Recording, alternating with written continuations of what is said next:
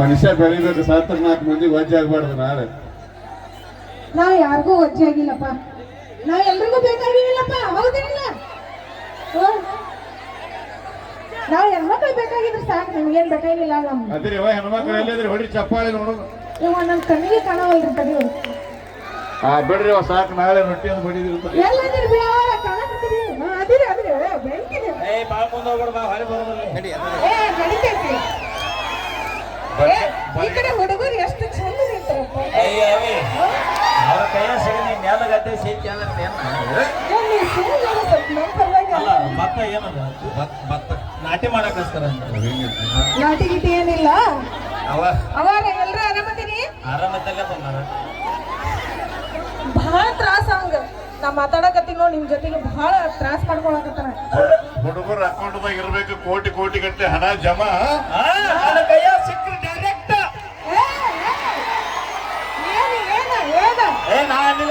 ಅವ್ರ ಕೇಳ ಅಂದಾರ ಕೇಳಲ್ಲ.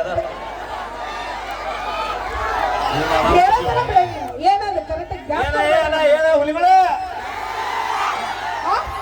ಭಜನಾ ಭಜನಾ ಭಜನಾ ಭಜನಾ ಗಣಪನ ಕಳಿಸ್ತಾರ, ಭಜನಾ ಮಾಡತ್ತಾರ.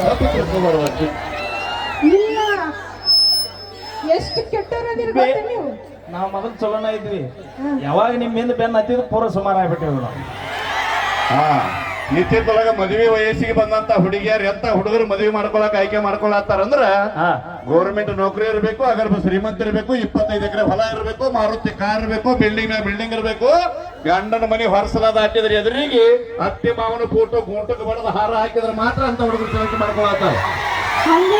ಅದಕ್ಕೆ ಹೇಳಿದ್ರು ನಮ್ಮ ಹುಡುಗರಿಗೆ, ನಮ್ಮ ತಂದೆ ತಾಯಿ ಹೇಳುವಂತ ಹುಡುಗಿನ ಮದುವೆ ಮಾಡ್ಕೊರಿ, ನಿಮ್ ಜೀವನ ಚಂದ ಇರ್ತೈತಿ. ಯಾಕಂದ್ರ ಅವ್ರಿಗೆ ಒಬ್ಬ ಮಗ ಕಳ್ಕೊಂಡ್ರೆ ಇನ್ನೊಬ್ಬ ಮಗ ಸಿಗುದಿಲ್ಲ.